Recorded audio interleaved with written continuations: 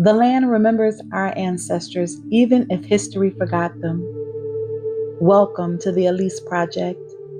This space is a living libation, a place where we pause long enough to remember, to honor the ancestors whose names we know, and to the unnamed who still walk with us through time. Here we speak gratitude into the air. We acknowledge the footsteps that came before us, the prayers whispered in kitchens, the strength carried through fields and cities, the courage that made our lives possible. This project exists in honor of my great-grandmother Alease and my grandmother Beulah May, and to all the ancestors whose quiet endurance became the foundation we now stand on. So wherever you are, take a breath with me. Allow your shoulders to soften. Let the noise of the world fall away for a moment and join me in this offering. Today's offering is for something many of us forget to honor: the land. Not just the places we live now, but the land that held our people before us, the soil that absorbed their blood, sweat, and tears, the rivers that carried their songs, the forest that heard their prayers. Land remembers. Long before we had photographs, before written records, before birth certificates and census documents, the land was already keeping history. Every footstep leaves a story. Every field remembers who worked it.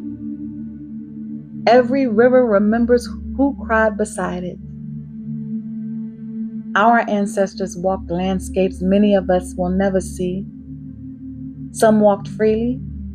Some were forced across oceans. Some were pushed from their homes and made to survive in unfamiliar terrain. But no matter where they went, they always carried a relationship with the land, because the land is more than property. Land is memory. Land is survival. Land is spirit. There were grandmothers who knew which plants healed wounds, grandfathers who could read the sky and know when the rain was coming, children who ran barefoot across the soil that their great-grandparents once prayed over.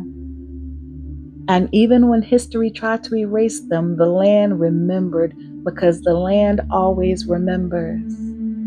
Think about that for a moment.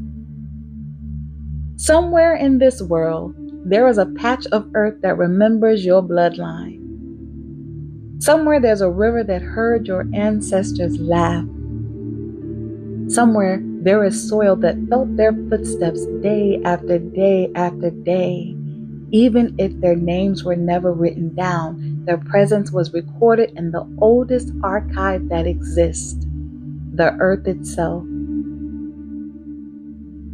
For many of us, disconnection from the land was not choice, it was forced.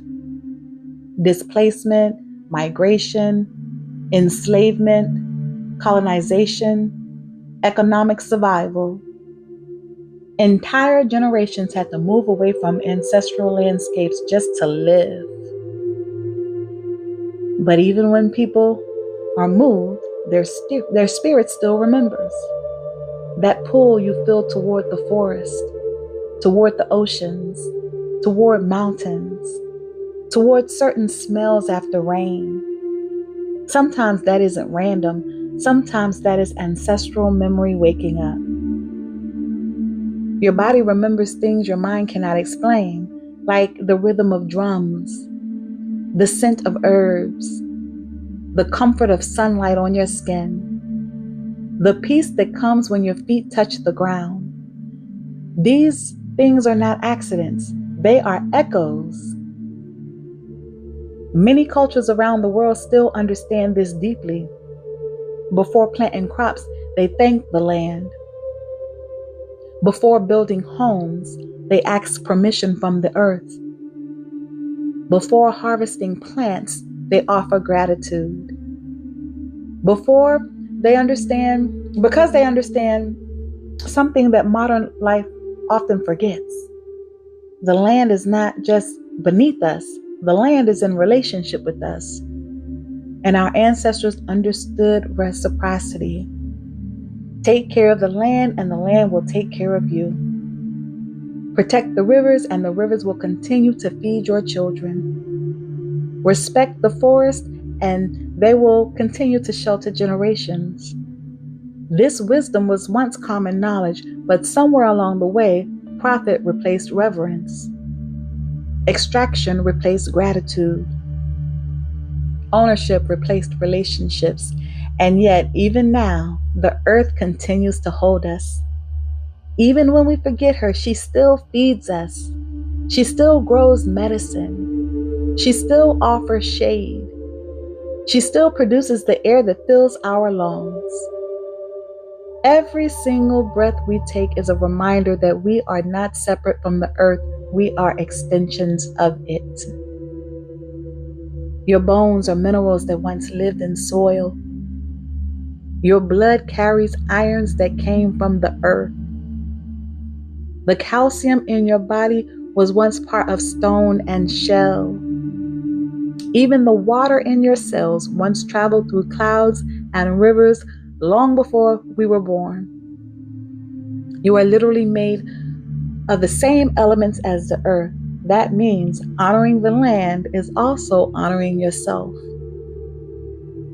Today we pour libation not just for the ancestors, but for the land that carried them, for the farms that they worked, for the forest where they prayed, for the rivers that witnessed their grief and their joy, for the dirt roads they walked, for the homes that once stood where buildings now rise, for the places where they dreamed of freedom, and for the land that still whispers their names in the wind.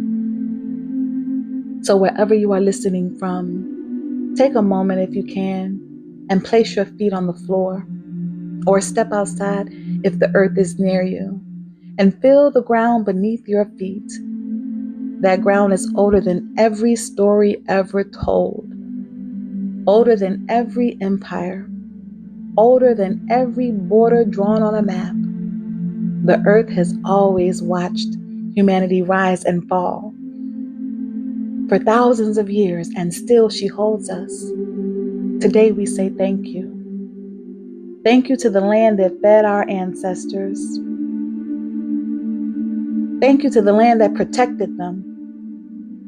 Thank you to the land that remembered them. And thank you to the land that continues to hold us now.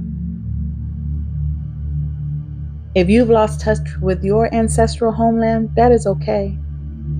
The earth beneath your feet right now is still sacred. You can still honor it. You can still speak gratitude.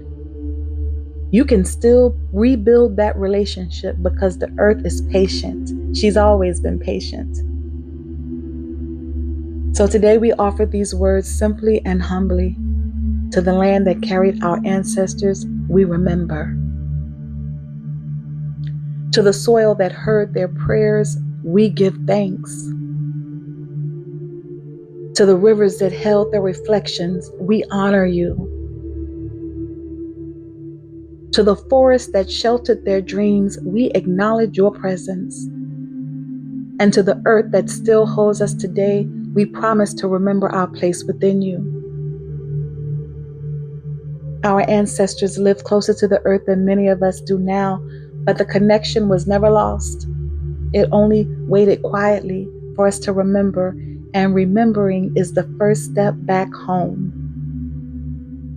So thank you so much for joining me with this offering here at the Alease Project, a space where remembrance becomes living practice, where gratitude becomes a ritual, and where the ancestors are never forgotten.